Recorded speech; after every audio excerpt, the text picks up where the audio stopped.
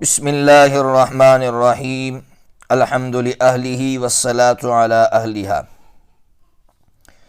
دنیا میں اللہ کے کچھ بندے ایسے ہوتے ہیں کہ جن کی زندگیوں سے انسانیت کو بہت زیادہ فائدہ ہوتا ہے۔ دنیا میں وہ آتے ہی ہے انسانیت کو فائدہ پہنچانے کے لیے، اپنے آپ کو اس کے لیے فنا کر دیتے ہیں۔ ان شخصیات میں ایک شخصیت حضرت مفتی احمد صاحب خانپوری دامت فیوضہم کی ہے۔ حضرت مفتی صاحب کی خوبیاں تو بے شمار ہے، لیکن اس عاجز کو حضرت کی جن 4 بڑی خوبیوں سے فائدہ ہوا ہے، عاجز آپ کے سامنے وہ 4 خوبیاں رکھنا چاہتا ہے، اس نیت سے کہ اللہ تبارک و تعالی سب سے پہلے عاجز کو عمل کرنے کی توفیق عطا فرمائے۔ حضرت مفتی صاحب کی 4 خوبیاں بیان کرنے سے پہلے مختصر سا تعارف آپ کے سامنے کر دوں۔ حضرت مفتی صاحب کی ولادت 27 شوال سن ہجری 1365 مطابق 24 ستمبر 1946 عیسوی میں ہوئی ہے۔ صوبہ گجرات کا ایک مشہور شہر ہے بھروچ، وہاں کے ایک گاؤں خانپور میں ہوئی ہے۔ آپ نے ابتدائی تعلیم حاصل کرنے کے بعد راندیر میں جامعہ اشرفیہ میں علم حاصل کیا۔ بڑے اساتذہ سے آپ نے اکتساب فیض فرمایا۔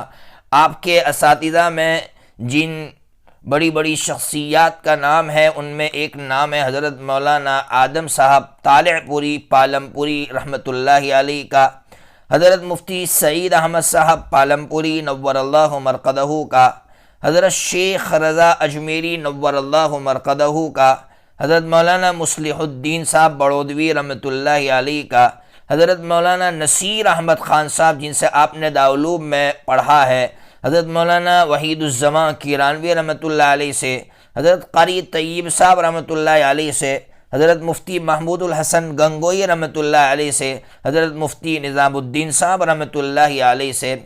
عجیب بات یہ ہے کہ حضرت مفتی صاحب نصاب کی تکمیل کرنے کے بعد آپ ندوہ ادب کرنا چاہتے تھے، لیکن اللہ رب العزت کو آپ کی ذات سے بہت بڑا کام لینا تھا، تو اللہ تبارک و تعالی نے آپ کو دارالعلوم بھیج دیا۔ حضرت مفتی محمود الحسن گنگوئی رحمۃ اللہ علیہ کی صحبت نے آپ کو ایک کامیاب مربی بنا دیا۔ اس لیے حضرت نے وہاں سے فراغت کے بعد، دارالعلوم سے فراغت کے بعد ڈابھیل میں اپنی تدریسی خدمات کا آغاز فرمایا۔ سن ہجری 1388 سے آپ نے تدریس کا آغاز فرمایا ہے۔ یوں سمجھیے کہ تقریباً 22 یا 23 سال کی عمر سے آپ نے تدریس کا آغاز فرمایا۔ اب تک تقریباً 55 سال ہوتے ہیں۔ 55 سال سے آپ تدریسی خدمات انجام دے رہے ہیں۔ میں نے آپ سے کہا تھا کہ حضرت کی 4 بڑی خوبیاں ہیں۔ ان 4 خوبیوں میں سب سے پہلی خوبی آپ کی یہ ہے کہ آپ استقامت کے ساتھ پڑھاتے رہیں۔ حالات کتنے آئیں وہ تو حضرت ہی بتا سکتے ہیں، حضرت کے سوا کوئی حضرت کے حالات کو کیا جان سکتا ہے، لیکن ہم حضرت کے اوپر آئے ہوئے حالات کو سرسری جانتے ہیں۔ پھر بھی ہمیں حضرت کی یہی کرامت سمجھ میں آتی ہے کہ حضرت نے کس طرح استقامت کے ساتھ ایک ادارے کے اندر 55 سال سے حضرت پڑھا رہے ہیں۔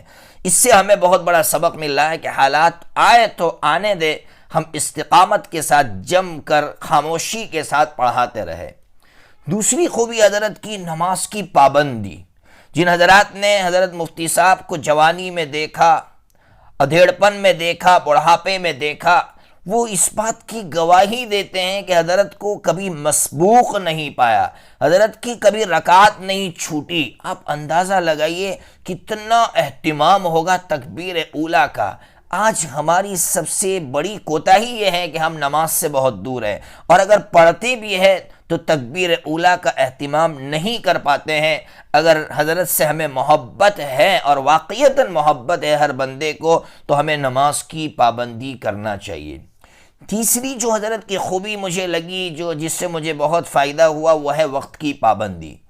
ہم نے محسوس کیا، بلکہ ہم نے مشاہدہ کیا ہے اس کا، کہ جب بھی حضرت کو بیان کے لیے بلایا جاتا تو حضرت وقت سے پہلے حاضر ہو جاتے اور پوچھتے بیان کا کیا وقت ہے، حضرت 2 منٹ پہلے اپنا بیان مکمل کر لیتے۔ گویا حضرت یہ سبق دینا چاہ رہے تھے کہ آج بزرگی نہ جانے کس چیز کو سمجھا جا رہا ہے۔ بزرگی کی سب سے پہلی دلیل یہ ہے کہ ہماری زبان سے، ہمارے عمل سے کسی کو تکلیف نہ ہو۔ اگر ہم وقت پر حاضر نہیں ہوتے تو اس سے کتنے لوگوں کو تکلیف ہو سکتی ہے، اور ہم وقت پر اگر بیان نہیں کرتے ہیں تو معلوم نہیں کتنے لوگوں کو تکلیف ہوگی۔